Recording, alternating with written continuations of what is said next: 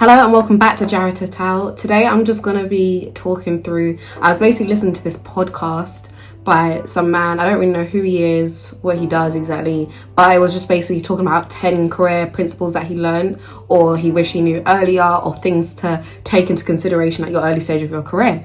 And because I'm only very early on in my career, I thought it would be good to do a video just summarizing what he said and also doing my reflections on it about what I've learned so far. I would say I'm very at the beginning. A lot of people do message me asking for career advice, and there's not really much I can advise because I'm still learning this for myself, but I thought that these were really good things that he mentioned, and I felt like it would be good to share them with others as well. So I'm also going to do my makeup at the same time.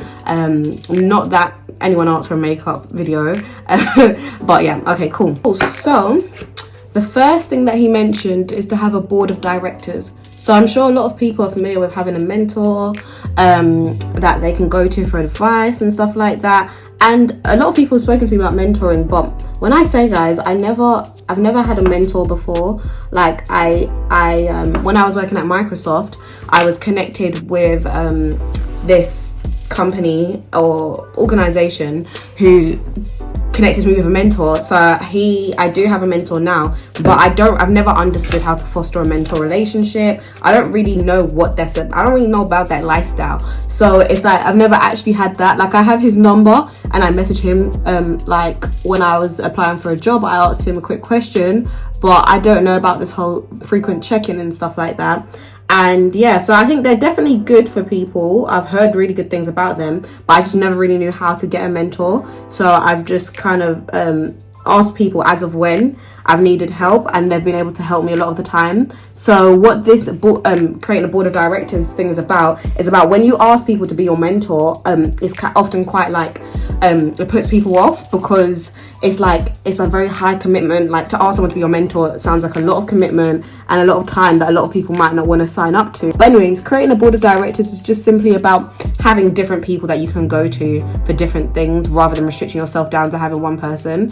And how I would say I plan to do this is not just connecting with them on LinkedIn, but making the conscious effort to like meet up with them outside of how I've met them. So if I've met them at work, making the effort to go to like social, go for drinks or whatever. This is nothing. I've never done the go for drinks with people when networking. Like, I think again, a lot of people do assume that I'm a lot further in, but I'm very much at the beginning.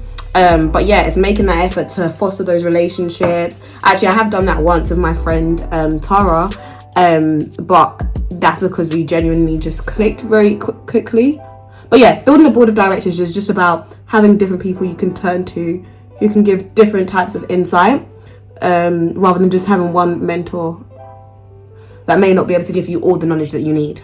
Okay, and then the next thing is like swallow the frog for your boss. So it's basically about learning things that your boss doesn't like doing and taking that off their hands.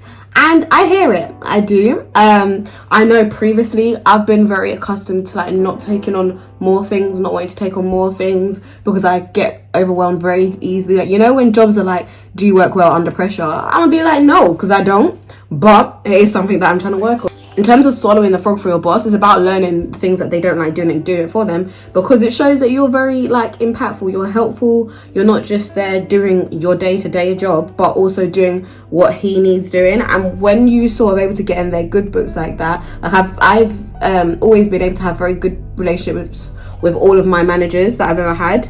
And I think it's because a lot of them find me quite personable, but I think I'm just very transparent. Like I don't try to hide my weaknesses. I ask a lot of questions. Like, I was always that person in school, like where students will now be rolling their eyes at me because I'm still asking questions.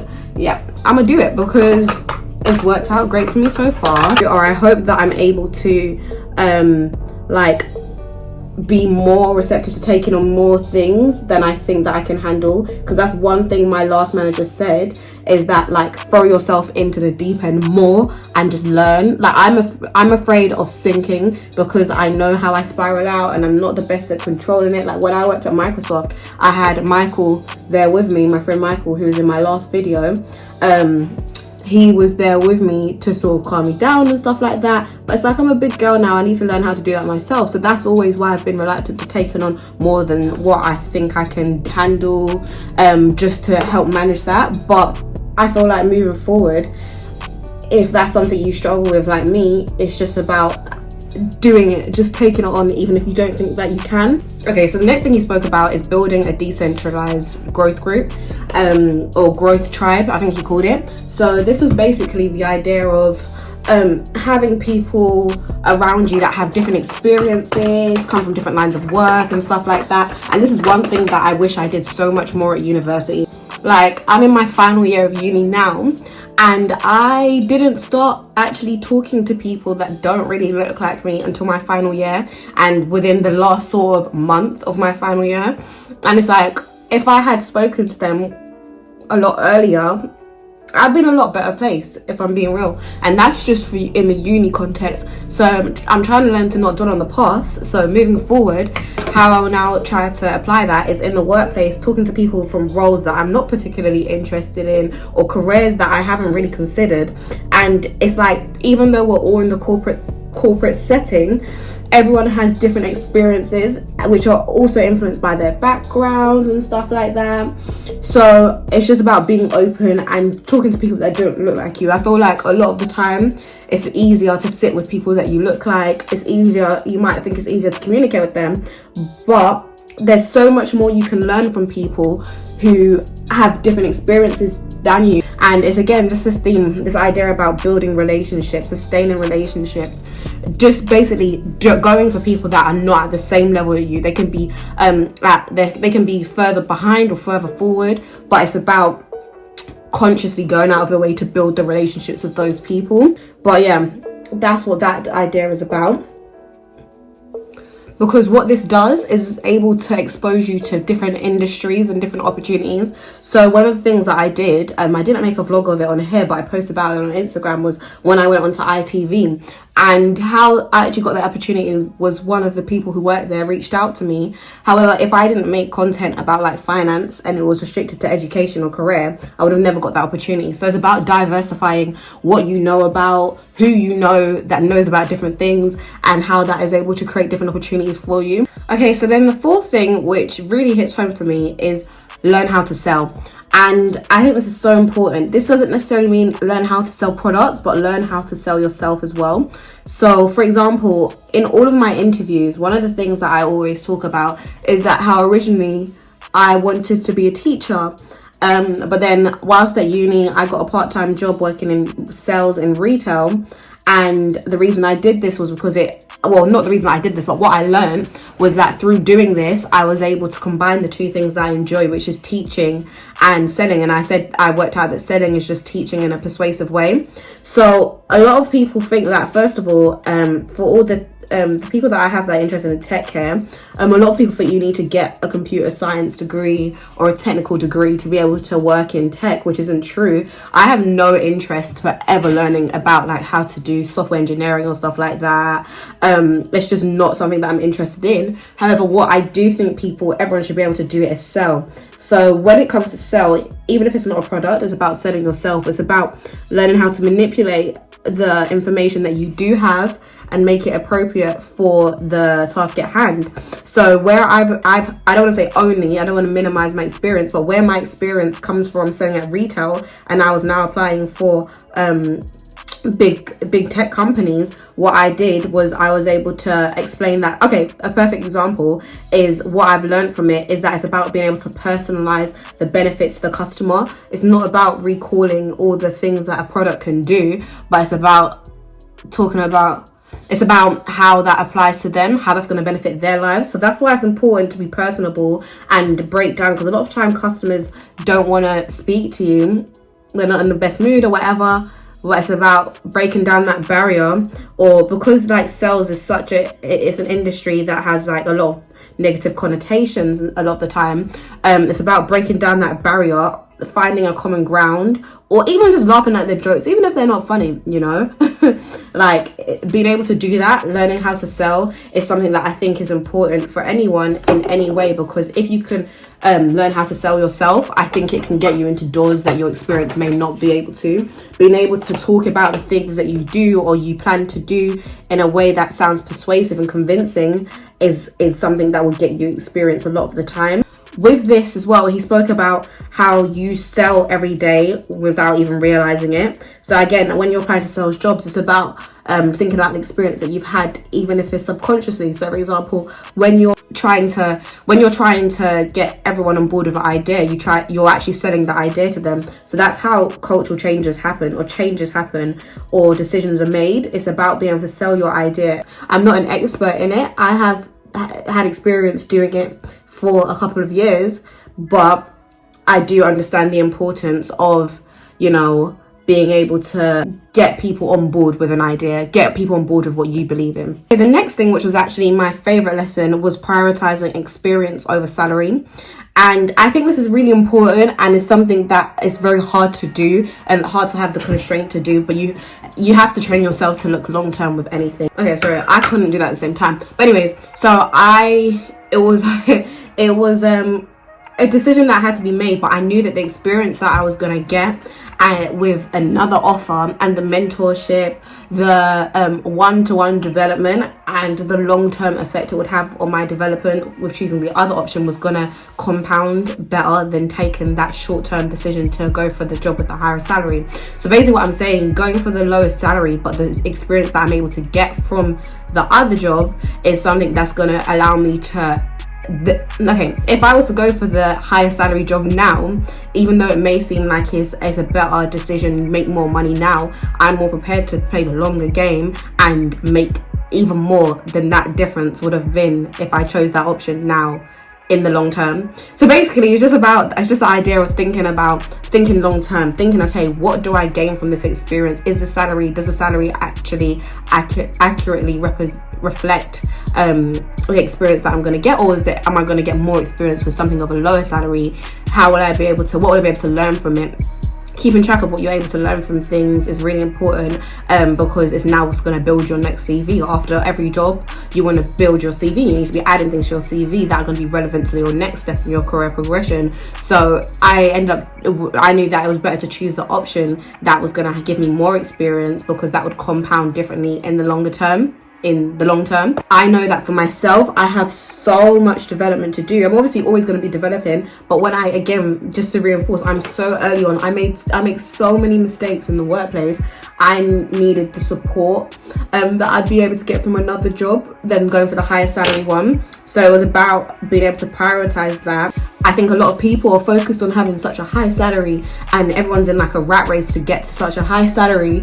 And yeah, it's important to have money and to be rewarded appropriately, but I had to humble myself, because I'm very early on. I'm 21 now. I haven't actually, I've worked one corporate job, but I don't have enough experience to be demanding higher salaries at this stage in my career. So it's about being able to humble yourself. I think a lot of people want to have six-figure salary and they're rushing to get this salary so quick that it might not even be the best decision. And I can't speak for anyone else, but I think it's good to be able to slow yourself down, humble yourself, and think longer term. So the next thing was be able to avoid the comparison trap. So this is looking at what other people are doing, and this is avoid looking at what other people are doing, where they are at in their career, because a lot of the time this can lead to you beating yourself up about where you are.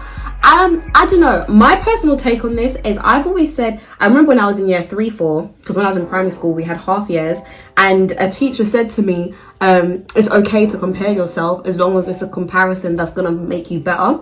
And I was, I don't know what age you are in that year, but I remember it however many years later, because people say comparison is a thief of joy, but I see it as a source of motivation. And although you have to be cautious when exercising this, because you don't know what it took for people to get where they are. So for example, a lot of people will think that I'm doing really great or whatever, and I'm grateful for where I'm at, but they don't know that I got rejected 3 times before I got to the opportunities that I was at now. So yes, things that appear on the outside can seem enticing, but they can be deceiving because you don't know the full picture, and that can mean you're beating yourself up about something that's a false reality or is not the full picture. However, if you say, okay, cool, they're doing this, they're working there, and you want to do that, I think that should be a source of motivation. It's about how you choose to see things.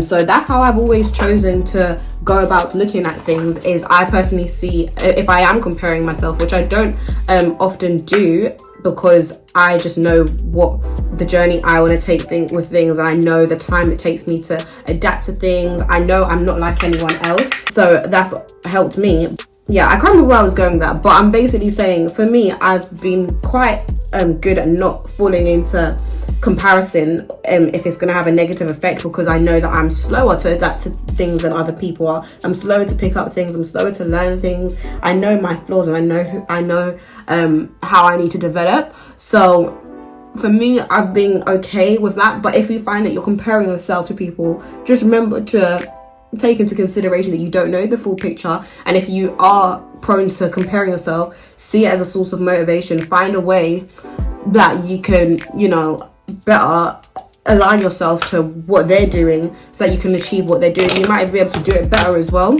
Okay, so the next thing was about finding your zone of genius but not excellence, and it was basically saying there's a difference between what you're good at and what you're passionate about. And it was basically saying you should find the things that you're interested in rather than just things that you're good at. And I think that's important, especially as a Gen Z. Our generation is very much where they're not staying in a 9-to-5 that they hate, whereas I know others have been able to do that before, and I commend people that was able to do that, because I lose interest so quickly. I know that even if I wanted to, I couldn't stay in a job that I hated. I move a lot so that I'm closer to my happiness. And for me, for example, I found very early with my experience in sales, I started out working in perfume shop, and I'll never forget that manager, because she is I hope she'll be at my wedding one day, because she's literally the first person that gave me a chance. I started working in perfume sales, and I remember she was literally like, I can sell anything. I was just a very, very passionate, broke 17-year-old. And because even before the shop had opened, and I was like, I can sell anything. She gave me literally this perfume in the bag holder thing. She was like, sell it to me. I didn't know what I was talking about, but she took that chance on me. She was recruited and she needed people to open her shop with, but that she doesn't know that has put me where I am, because after that I was able to get more like performance-based jobs, which I had KPIs, key performance indicators, and I was able to work towards those, and it was all because she took that chance on me. But anyway, what I'm saying is, I learned through the 3 jobs that I had in sales, working in retail sales, I learned that I enjoy selling, I enjoy talking to people, educating people in a persuasive way, as I describe it. I've actually enjoyed doing that. So because that's my zone of genius, well, it's not yet, but it's a craft that I'm currently working on developing. I know that's the direction I want to put my career in. So it's basically, this point is talking about not investing so much time into doing what you're good at because you're comfortable with, or doing what you're good at because you're comfortable with doing it, but finding the things that you're actually interested in about. It's about being aware and not beating yourself up if you're not interested in certain things. Like, I remember one of my previous jobs, I was doing something and I hated doing it so much, and I beat myself up about it because other people were good at doing it, but it was kind of a waste of energy upon reflection. And I just don't think I was placed in the best place that played to my strengths. So yeah, just find what you're good at rather than beating yourself up about trying to do things that you're not good at. Okay, so the next thing was about owning your mistakes and learning from them. This is something I struggle with, because although I'm able to own my mistakes, a lot of the time I struggle with navigating, okay, cool, where do I go from here? How do I avoid doing that in the future? But I think it's important to write down your mistakes that you've made, keep a track of them to avoid doing them again, because I remember someone saying to me when I was younger as well, a mistake made more than once is a choice. And I agree with it to an extent, but I'm sure you can you can work out where this may apply and where not. The next piece of advice was to get in the right rooms. So it's just about perhaps, even if it's offering to take the minutes for a meeting, take the notes for a meeting, or just listening in on a call, because a lot of meetings are virtual right now. It's about sitting in, just being in the room and listening in. And I did this when I was at Microsoft a lot, and it helped because you can be taught, you can only be taught so much. A lot of it has to be observed and then just practice. So it's just talking about being in the right place at the right time, being in the rooms where the biggest decisions are made, watching, observing how they host those conversations. I remember one of my supervisors at Microsoft taught me how to there was like a whole framework about how to host an effective meeting and stuff like that, and they were useful. So it's about just being in the right place and absorbing as much as you can. And the last thing was about building a T-shaped knowledge. So this is the idea that you should have breadth and depth. So you should have knowledge about loads of different things, but also have depth of knowledge in a particular area. So this is one thing that I definitely need to work on myself, because I'm guilty of sticking to what I'm comfortable with, or just focusing on learning a limited amount of things, because again, like how I know that I work. But something that I want to try to do a lot more in the future is take on things that I don't think that I can handle, because I feel like I can adapt. I can't speak for everyone, but I feel like I need to be more willing to open myself to just adapting to new things, even if they might present themselves as hard. So just getting breadth is about learning different skills, different things, and it also just helps to again diversify your CV, because I guess that's what the whole corporate thing is about. It's be able to have things, be able to say that you've done things on your CV, right? And the more fields that I'm not interested in or I'm not comfortable with taking on, the more things that I get comfortable with doing, the more diversified my skill set will be, type of thing. So yeah, that's definitely something that I want to take on. But that's the end of this video. I hope it was useful. I hope these are things that people can take on as they navigate their career. As I say, it's only my 3rd day out here, so I'm only trying to work this out myself right now. But these are just some things that I've learned or been able to apply, and I hope someone is able to apply as well.